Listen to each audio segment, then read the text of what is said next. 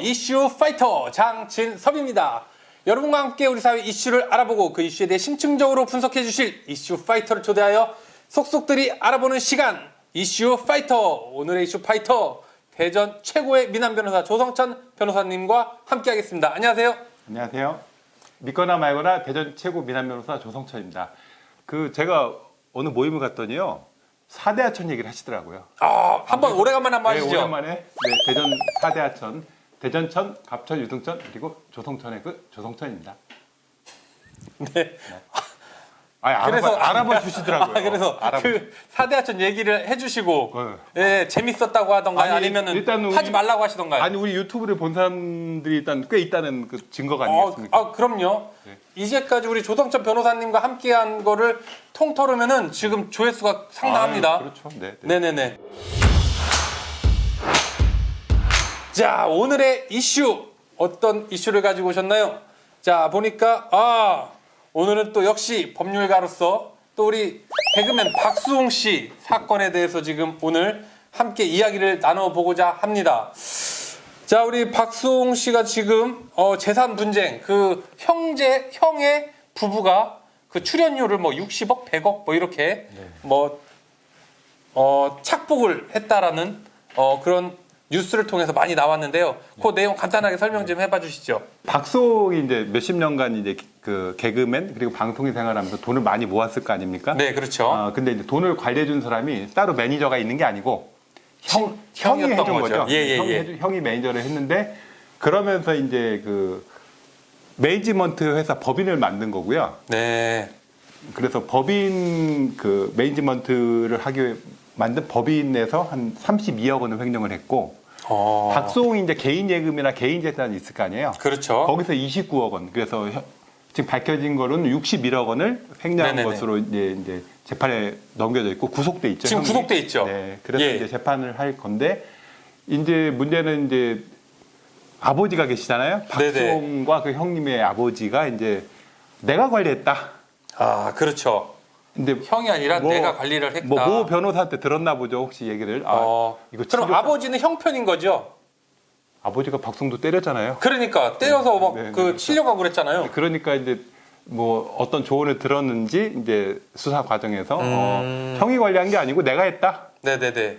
그러면 이제 친족 상돌의 규정이 적용돼 있기 때문에 한 건데, 지금 조금 이따 말씀드리겠지만 조금 상황이 틀립니다. 친족상 도래에 대한 내용이 어떤 건지, 친족상 도래가 무엇인지, 그 규정이 무엇인지를 좀 먼저 설명 좀 부탁을 드릴게요. 친족 상도래, 친족이 서로 상호간에 도둑질을 한 거에 대한 특례, 그래서 친족 상도래인데요. 친족 간에는 도둑질을 해도 특별히 봐준다는 뭐 이런 건가요? 네, 그냥 단순하게 그렇게 그렇죠. 줄여서 이렇게 한 건데, 이게 1953년 형법이 제정되면서 들어온 건데요. 지금 그러면 지금 80년이 거의 돼가잖아요. 그렇죠. 굉장히 오래된. 네. 그러니까 지금 약간 현 시대하고는 맞지 않는 면이 있는데, 어쨌든 지금까지 개정되지 않고 계속 지금 적용이 돼 왔는데, 이제 크게 두 가지인데요. 이제 그 직계 혈족, 배우자, 동거 친족, 동거 가족은 아예 직계 좀비속이라고 보통 많이 하죠. 좀비속도 알아요? 출마할 때는 직계 좀비속 재단 신고를 하게 돼 있습니다. 정치인? 역시. 안 해보신 것처럼 왜? 네. 네, 그래서 이제 요 직계쪽 배우자, 동거, 친족, 동거 가족에 대해서는 아예 처벌을 못하게 해놨고요. 그 외의 친족, 요 넷에 해당하지 않는 친족에 대해서는 이제 피해자의 고소가 있어야 처벌할 수 있게, 그 법적인 용어는 이제 그 친고죄라고 하죠. 이제 이렇게 규정을 두 개 해놓은 건데, 이제 이 친족 상도례는 재산범죄만 적용되는 거죠. 그러니까 아까 그 박수홍 아버지가 박수홍을 때렸잖아요. 그건 폭행이잖아요. 그건 폭행이죠. 그건 친족 상도례랑 관련이 없는 거죠. 그렇죠. 재산범죄. 근데 재산범죄 중에서도 강도는 안 됩니다. 강도죄. 강도죄는 좀 뭐 폭행 협박해가지고 돈을 뺏어간 거니까. 그렇죠. 그러니까 강도죄는 안 되고. 부부지간에도 때리면 처벌 받잖아요. 네네. 영촌인데도. 그래서 일단은 재산범죄 중 강도죄, 손괴죄가 이제 빠지게 돼 있고, 그 외에 이제 일반 재산범죄에 대해서는 적용이 되는데, 지금 이 박수홍 씨 사건 같은 경우 61억이거든요. 그래서 형법상 횡령죄가 적용되는 게 아니고 특경가법상 특별법상의 횡령죄가 적용됩니다. 그 특경가법은 지금 만약에 이게 유죄로 인정되면은 무기 또는 5년 이상이에요. 법정형이. 그러니까 뭐 많이 인정되면은 이제 박송식 씨 형은 이제 당분간 교도소에 있어야 되는 상황인 거죠. 그런 상황인 걸 알고 아버지가 네. 지금 어디서 법조인께 지금 뭐 얘기를 듣고 네, 어디선가. 지금, 어디선가 들었던지 네. 조언을 들은 거죠 지금. 네네네. 아니면 그렇죠. 뭐 변호인을 박송식 변호사가 뭐 당연히 있을 거 아니에요 이미? 그러니까 그렇겠죠. 뭐 거기서 저쪽 들으셨는지 변호사 아니면 인터넷을 조회해서 친족상들을 쳐보셨는지 뭐 그것까지는 알 수가 없고요. 32억 원은 연예기획사의 자금을 횡령한 거잖아요. 그거는 법인이에요. 네, 그거는 이제 그러니까 박송식 개인 예산이 아니고 개인이 아니고 법인 주식회사를 만든 거잖아요. 뭐 개인이 횡령한 거죠. 그거는 피해자가 박송씨가 아니기 때문에 네. 친족상들에게 아예 적용이 안 됩니다. 아, 그러네요. 그럼 법인이니까. 법인이니까 아예 32억은 적용이 안 되는 거고요. 아까 박송씨 계좌에서 29억 원을 인출한 게 29억 원인데 이것도 적용이 안 될 소지가 많아요. 왜냐면은 예금 계좌에서 무단히 인출한 거예요. 그러니까 그 형수가 그러니까 형이 박송 집에 형이 가서 아니라 형수도 막 이춘에 갔다고 하더라고요. 형이 그 박송 집에 가서 수표나 현금 29억 원을 훔쳐오면 당연히 신용상도에 적용되는 건데 이거는 지금 예금 계좌를 가서 자기가 무단으로 인출을 한 거예요. 그런 경우에는 안 된다고 보는 게 대법원 판례입니다. 무슨 말 이해하시죠? 가서 그냥 현금으로 훔쳐오면 신용상도가 되는 건데 은행에서 박송 계좌에서 내가 왜냐면 매니저를 하고 있으니까 도장하고 이런 걸 다 비밀번호 알고 있잖아요. 그냥 가서 무단 인출을 한 거죠. 동의 안 했는데. 그런 경우에는 친족상도가 적용 안 된다. 이거 강도죠. 이거야 말로. 적용 안 된다. 날강도라고 하죠. 날강도. 이런 사람은. 자, 그렇다면 지금 말씀하신 것만 봤을 때는 친족상 도래가 뭐 집에 가서 돈을 훔친 거는 친족상 도래고 은행으로 하면은 또 그게 아닐 수 있고 이렇게 따졌을 때 보면 사실 그 규정이 애매하거든요. 그 규정이 진짜 필요는 한 걸까? 아니면 대대적인 뭐 한번 이 법에 대해서 한번 확인해 볼 필요성이 있지 않을까 싶은데 지금 일단은 그 규정 필요한지 여부를 그 논하기 앞서 가지고 일단 지금 촌수를 알아야 이게 지금 가능한 문제라서 상식적으로 이제 몇 촌까지가 시청자들 알고 계시면 좋을 것 같아서 촌수에 대해서 간단하게 말씀드리면은 뭐 이제 직계라는 게 있잖아요. 직계. 그렇죠. 할아버지로부터 아버지 내 아들로 내려오는 게 직계인데 그건 일촌이에요. 그러니까 일촌. 아버지랑 나는 일촌이고 할아버지랑은 다시 이촌이 되는 거죠. 그런 거죠. 일촌 플러스 일촌이니까. 그리고 우리 형도 나랑은 반계예요. 당연히. 촌수로 논할 때는 반계 혈족이라고 하는 거예요. 반계 혈족? 직계와 반계가 있는 거죠, 혈족에. 그래서 그렇죠. 그래서 이제 형은 1촌과 1촌이라 2촌이라고도 하죠. 그러니까 형하고 저가 왜 2촌이 되냐면은 공동 시조가 아버지잖아요. 그렇죠. 그러니까 뭐 다른 경우도 그렇게 따지면 되는데 형하고 나하고 몇 촌이냐를 누가 물으면은 내가 아버지랑 공동 시조가 아버지이기 때문에 아버지랑 나랑이 몇 촌인가를 먼저 따져요. 그럼 1촌이잖아요. 그 다음에서 아버지한테 다시 형하고 1촌이죠. 1촌 플러스 1촌에서 2촌이 되는 거예요. 그렇게 저희는 보통 따지죠. 그렇게 되고 부부간에는 당연히 무촌이고요. 그러니까 친족의 정의를 정확히 말씀드리면 8촌 이내 혈족. 혈족은 피로 맺어진. 8촌? 8촌 이내 혈족이고요. 4촌 이내 인척.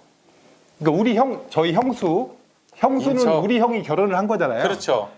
그 형수는 인척이에요. 사촌인의 인척. 그 형이 결혼했기 때문에. 혈족은 결혼과 관계없이 그냥 내려오는 게 혈족이고.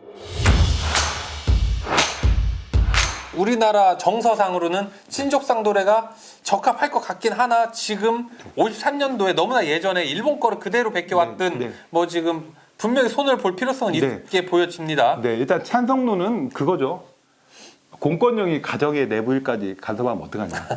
우리가 흔히 예를 드는 게 우리 마누라가 저 샤워하고 있는데 제 지갑에서 내 돈을 한 3만 원 빼갔다. 애교지요 그런 건. 아니 법적으로 그렇지만 법적으로 따지면 또 절도잖아요. 절도 뭐 그러니까 그런 경우를 어떻게 처벌하냐. 그래가지고 그리고 이제 우리 딸이 아빠 나 학원비 필요해요. 10만 원만 보내주세요 하고 그 돈으로 옷을 샀다. 이게 법적으로 용도를 속이는 것도 사기죄예요.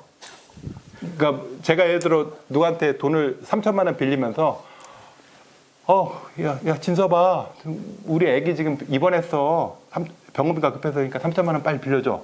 근데 사실은 그게 도박을 하려고 한 거였거든요. 그럼 사기죄가 되는 거예요. 아, 그게 사기예요? 그러니까 용도를 속이면 사기죄가 되기 때문에 아까 우리 딸이 학원비 10만 원 보내달라고 해서 반대했으면 그것도 사기죄가 되거든요. 네네네. 그러니까 찬성론의 근거 그거죠. 너무 그런 일까지 어떻게 빡빡하네요. 그럼 이런 예를 그렇게 드리니까 너무 그럼 이 우리 세상이 와이프랑 빡빡하네요. 당신 딸 처벌해야 되냐? 그러니까 개입 안 하는 게 낫다 이런 의미에서 이제 이 제도가 나온 건데 지금 반대로는 뭐냐면은 친족에 대한 인식이 변했다. 지금 53년도 지금 80년 그러니까요. 변했고 예. 그리고 요새는 또 친족을 대상으로 해서 범죄를 많이 일어나잖아요. 예. 친족 대상의 범죄가 많이 예, 일어나기 예. 때문에 많죠. 이 다단계 하시는 분들 제일 먼저 끌어들이는 게 친척들이더라고요. 그러니까. 예. 그래서 좀 현실에 맞게 손질하거나 아예 폐지하자. 이게 이제 반대론이고 반대론의 그 논거 중에 가장 중요한 게 이거예요. 별거 중이거나 이혼 소송 하는 경우 있잖아요. 아직 법적으로는, 법적으로는 이혼이 확실하게 되지 않은. 이혼 안 됐으니까 그럼 별거 하고 있는데 갑자기 집에 들어와서 내 돈을 5천만 원 훔쳐갔다. 아니 이건 뭐 가능할 수 있어요. 그러니까 비밀번호 알잖아요. 예. 잠깐 와이프가 나 보기 위해서 나갔는데 돈이 필요하니까 집에 들어와서 금고를 눌러가지고 그렇죠. 이걸 훔쳐가면은 분명한, 친족상대가 적용된단 말이죠. 네네네. 지금은 이혼 안 했으니까 아직. 분명한 절충론이 좀 필요할 것 요새 같습니다. 문제 많은 거 외에 그 아들이나 딸 버리고 갔다가 엄마가 그렇죠. 특히 연예인이 돼서 뭐 돈 벌어서 이제 갑자기 뭐 불의의 사고로 죽었는데 뭐 몇 억이 나왔는데 갑자기 자기가 와서 나 엄마다. 그거 그렇죠. 흔한 일이잖아요. 구하라법 예, 뭐 그러니까 그런 게 있었죠. 예. 지금도 예를 들어 이제 뭐 아들이 갑자기 뭐 로또가 돼서 한 뭐 50억이 생겼다. 네. 그러니까 이 엄마가 어떻게 뭐 TV 보도된 거 보고 어떻게 알고 와서 집에 가서 훔쳐갔다. 친족 상도래잖아요. 처벌 그렇죠. 안 받잖아요. 예. 그러니까 이런 건 너무 불합리하다. 그렇죠. 피해자는 이런 경우는 피해자가 우리 엄마 처벌을 원하는 경우가 많거든요. 처벌을 원하는데 법에 의해서 이미 처벌을 안 하게 돼 있거든요. 그러니까 분명히 개정은 좀 필요할 것 같은데 네네. 그거에 대해서 만일에 우리 조성천 변호사님이 이거에 네네. 대해서 개정을 하든 네. 또 절충을 한다면 어떤 식이 가장 적합하다고 생각하세요? 원래 어떤 문제를 해결 방안에서 절충안이 좀 가장 또 그러니까요. 예. 재산에게 절충안이 그럼요. 그 바람직한 경우가 많아서 지금 절충안으로 나오고 있는 게 뭐냐면은 몇 가지 경우에는 적용하지 말자 이런 경우인데 몇 가지가 뭐냐 그중에 대표적인 게 피해자가 지능이 떨어지거나 심신미약자인 경우 있잖아요. 예. 그러니까 미약자. 예. 인지를 인지를 잘 못한다든지. 예를 들어 예. 엄마가 죽어서 엄마 재산이 애한테 왔는데 애가 자폐증이 있거나 하여튼 정신적으로 굉장히 예. 지체장애라 어떤 의미인지 예, 모르는데 심신에 장애가 그런 있다면. 경우에 아빠가 얘를 속여서 이거 아빠한테 계좌 옮겨놔야 돼 네가 이런 식으로 그 의미를 모르는 애를 이용해서 생각만 해도 나쁘네. 그럼 사기잖아요. 사기인데 그런 경우에도 처벌이 만약 안 그러니까. 된다면은 이거 영화에서 많이 본 것 같은데. 예, 그러면 내용. 그 친족상들의 규정 취지에 반하기 때문에 그렇죠. 그런 경우에는 친족상들을 적용을? 배제하자. 예. 뭐 그런 얘기가 있고 아예 친족상들의 규정 아까 그 직계열 쪽 배우자 그 동거 친족 동거 가족은 처벌을 하지 않는다고 그랬는데 그걸 처벌 안 한다는 걸 아예 없애고 반의사 불벌죄로 바꾸자. 반의사 불벌죄를 저희가 언제 했냐면은 그 스토킹 처벌법에서 그러니까 들어봤어요.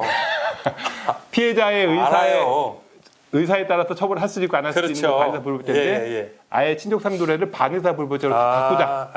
그래서 아까 돈이 몇십억 생겨서 30년 전 떠난 엄마가 갑자기 와서 돈을 가져갔는데 그럼에도 불구하고 어떤 피해자는 그래도 우리 엄마인데. 그럼 지금 말씀하신 그런 절충안을 지금 우리 조성천 변호사님이 내시는 거예요? 아니면 어디서 얘기가 나왔다는 건가요? 얘기 조금씩 나오고 있죠. 나오고 있는데 뭐 거죠? 아직 국회 입법하고는 아무 관련이 없는 거고요. 우리 또 국회의원분들 또 정쟁하시느라고 바쁘니까 또 이런 건 아직 신경 못 쓰잖아요. 좀 알려주세요. 저 국회의원 분들께. 그래가지고 이제 피해자. 저도 아시는 국회의원 몇 분 계시니까 얘기 좀 해볼게요. 그러세요? 예. 정치인이시구나. 네. 그래서 피해자의 의원 해보셨어요? 저 해봤어요. 네, 피해자의 의사에 따라서 정치인의 의사가 아니고 피해자의 의사에 따라서 피해자가 처벌을 원하면은 처벌하도록 하고 아까 말한 것처럼 50억을 훔쳐가도 나는 아 우리 엄마 처벌 원하지 않는다 이렇게 할 수도 있잖아요. 네네. 그러면 그런 경우에는 처벌 안 받게 그렇게 반의사불벌죄를 아예 바꾸자 이런 논의가 있는데 지금 뭐 전혀 입법 활동과 관련된 논의는 전혀 없어요. 아직은 예. 아직은 없더라도 네. 이제 이게 박수홍법 뭐 이런 식으로 해서 네네. 또 이제 개정이 된다거나 이거에 대해서 조금 관심을 갖고 네. 이제 우리 국회의원분들이 만들어 나가지 않을까 싶네요. 그러니까 이런 거를 제가 볼 때는 국회의원분이 딱 선점을 해서 이런 걸 하면은 자기가 뜨게 돼 있잖아요. 아무도 안 했을 때. 그러니까. 우리 조성천 변호사님이 지금 국회의원했다면 바로 했을 텐데. 아우 저는 바로 하죠. 아 그러니까요. 바로 이거는 뜰 수 있는 그런 거거든요. 충분히 공청회도 열고 하면 이거 뜰 수 있는 건데 하여튼 네네. 뭐 누군가 하시겠죠? 예. 그렇죠. 네. 네, 오늘 우리 대전 최고의 미남 변호사, 대전에는 4대 하천이 있다고 하죠. 대전천, 유등천, 갑천, 그리고 조성천. 네. 괜찮았나요? 아 좀 강조를 해주시죠. 네. 네. 어쨌든 네. 우리 박수홍 씨, 방송인 박수홍 씨와 관련된 친족 상도례에 대한 법률 지식을 오늘 한번 알아보았습니다. 오늘 좀 알차셨는지 모르겠네요. 다음에는 더 새롭고 알찬 이슈로 여러분과 함께하도록 하겠습니다. 좋아요, 댓글 꼭 부탁드리고요. 끝까지 함께해 주신 여러분 감사합니다. 이슈 파이터 해야죠. 네. 이슈 파이터!